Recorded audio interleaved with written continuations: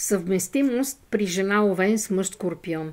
Темпераментен съюз, приличащ на бутилка с запалителна смес. За нищо на света не можете да отгатнете кога ще се взриви, но разбирате, че това може да се случи във всеки един момент. Жената Овен привлича Скорпиона със своята неукротима сила и активност, понякога продължаваща 24 часа в денонощието. Тя е привлекателна за мъжа Скорпион, жизнената сила на когото е в пряка зависимост от редовния и достатъчно качествен секс.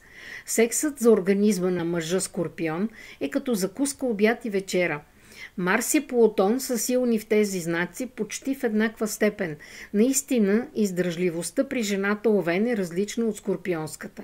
Мъжът Скорпион принадлежи към знаците на така наречения фиксиран кръст, а това означава, че той е издръжлив и може да изпълнява продължително действие, без да се уморява много.